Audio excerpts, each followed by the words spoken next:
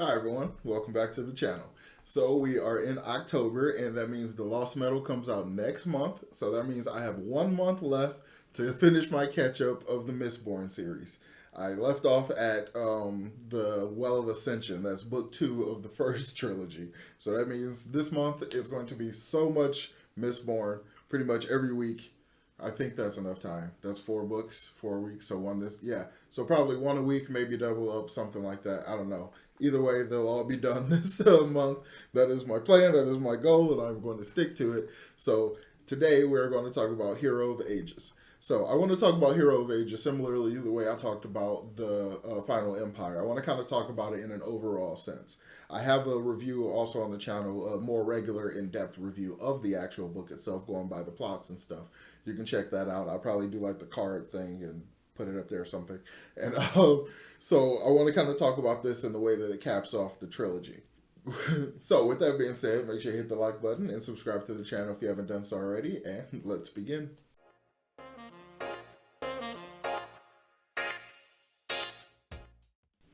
So, the Hero of Ages. So, the Hero of Ages continues the storyline in this very seamless way, in a similar way that we go from Final Empire to Well of Ascension.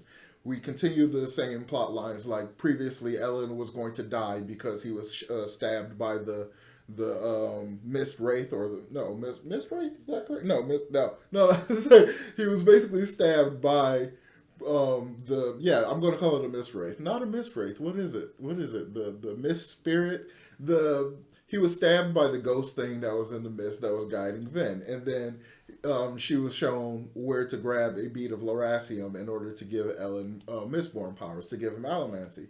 So he is a full Mistborn. He was able to burn pewter and survive. That's where we kind of left off in the last book. And I mean, I know it's preservation, but my brain just is trying to remember the way they referred to it before, and I can't think of it for some reason. Like, was it a no? Because Mist Wraiths are pre-Chandra, so whatever. I'm already off the rails. That's so funny.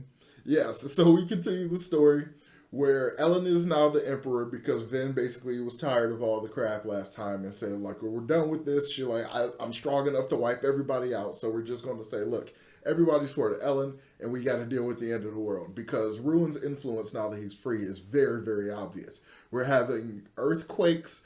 My brain doesn't like that because it's Scadrial, not Earth. So, but Scadrial quakes, it sounds just terrible. So I don't know what it would be called. That's probably why Brandon hasn't come up with it.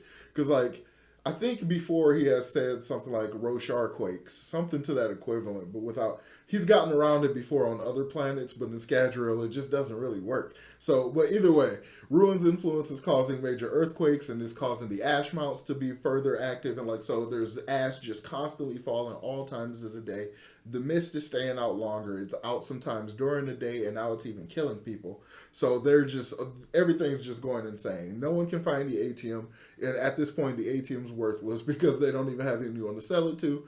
Because the ash is falling so profusely that places are being buried. No one can grow food. Everything is literally the end of the world, and no one really knows what to do. So at this point, Ellen and Vin and like everyone, the whole crew is basically trying to consolidate as much power. They discovered these shelters kind of things, these stores and warehouses of like food and information and stuff that was left by the Lord Ruler. So there are multiple places. Each place has like a piece of a map that tells you to go to this other place, and then you go there and there's stores of supplies and all kinds of stuff. Basically letting them know that the Lord Ruler knew that this kind of thing was going to happen, and he was basically trying to prepare mankind as best as he could. But based on everything that they're getting, all the information, because he left a little bit of clues about allomancy, he left clues about, or left information about other metals that they had already discovered and stuff like that. But by the time they get to the final cache, after going through so much effort dealing with this former, not Inquisitor, but Obligator, there because he's now basically ruling this area where the final cache is, and he ends up sealing Vin in that area. After she reads the metal message, she finds out there's basically no like huge revelation. There's no, because they assumed that the ATM would be there and there would be like some big solution that would be like the thing that was going to save them, and they learned that there was basically nothing. Like they learned that the Lord ruler basically never really truly solved the problem. Like, so he's just basically was trying to prepare as best he could. So they kind of end up in a situation where they're like, oh man, it kind of sucks and stuff. And like Brandon does this thing where the entire rest of the story is very quick. A lot of what has to happen kind of wraps up fairly quickly. But to me, this kind of feels like a padding out what he does in this story, because it's like the entire story could have been done in probably half the time, but he chose to take this time to go ahead and develop a lesser developed character who is Mistborn, who is Spook. But based on what happens to him later, it feels less like as a patch job to me, but I now know that Era 2, a lot of Era 2 just kind of is a snowball in and of itself because it was supposed to be like one standalone. So I think there might be some shifting of pieces here. So what he does here is he takes this time to give Spook, Mistborn, a lot more development. He's off on his own in this other location and goes on this entire separate adventure where he is basically seeing the ghost of Kelsier and getting guidance from him, and he becomes like the survivor of the flames. It becomes like famous in that area to the point where some people kind of think he's Kelsier again. He's like the survivor because there's a whole religion cropping up around him, around the idea of the survivor, and people are thinking it's him. Then some people think no, it's this other guy. He's like the acolyte of him, or something like that. So a lot of rumors, and he's gaining his name for himself. But little does he know, this ghost is actually ruined. He's actually been influenced by the evil god of the world, and he ends up getting in an accident. He gets pierced with a piece of metal, and it gives him the ability to burn pewter. So he ends up with 2 allomantic abilities, which is just not possible unless it's hemalurgy. But of course, at this time, he doesn't know. So we go through this entire thing with him going through this entire journey, and it's really interesting because the way it kind of caps off at the end of the book and goes on later when he ends up meeting the actual Kelsier come back from the dead. Pseudo, what Cosmere-ish spiritual realm, cognitive realm mumbo jumbo. But like when he sees Kelsier actually again, so it really works. I think of it personally as a bit of a patch job to kind of pad out the book, to kind of make it a bit like bigger and kind of explore a little bit more. But it's done so well and it fits so smoothly into everything else that it just works perfectly. Like honestly, it's probably not a patch job. He probably was literally saving the extra development for Spook for this book. But I can't help but notice that a lot of the other characters didn't get that deep of development as Spook has. But it kind of makes a great, like, it's either just very convenient in Era 2, the way he's able to use Spook's, like, reputation and stuff, or it's planned more than I think it is. I don't know. I don't know the answer to it, but it's really interesting to think about. A little chicken or the egg kind of a concept. So, during all this other stuff, Sazed still continues his journey to find faith. He is still going through his copper mines, and he is trying to figure out, he's going through everything about all the religions that he's storing, and he's basically trying to find one that somehow is going to prove to be correct just by its own teachings and its own logic.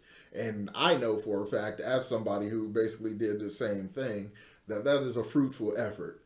And I more or less came to the same conclusion he did a long time ago, but I went the other direction. He realizes that basically there's no way a religion itself is going to give you enough definitive, like any kind of real concrete evidence at all. So you basically have to want to believe it. So you have to, like, faith is a choice kind of thing.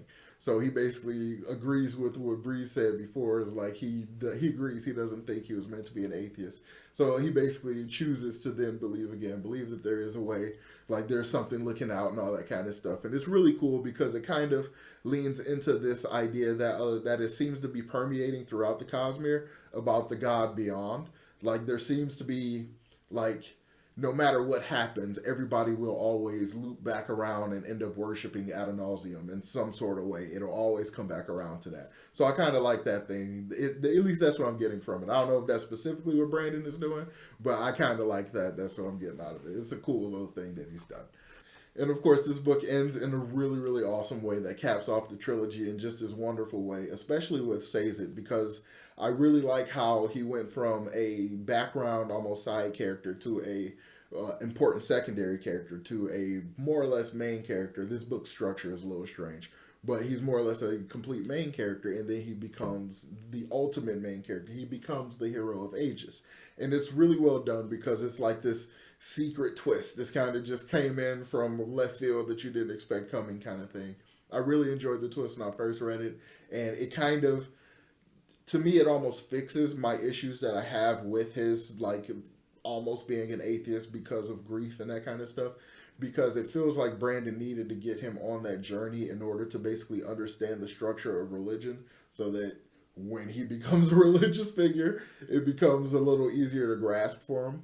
So I really like the way all the clues for the prophecies and everything comes together in a way that we didn't really expect, but it's very obvious in hindsight, which is how every good twist is supposed to be.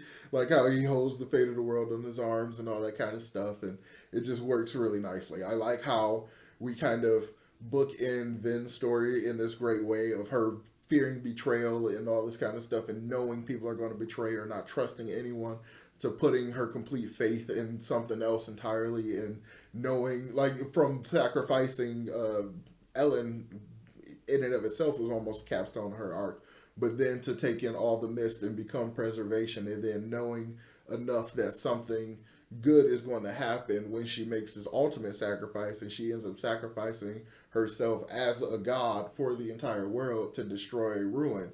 And it works out so beautifully as this great little arc for her. Like, she deserves to be worshipped in Era 2 the way she kind of is.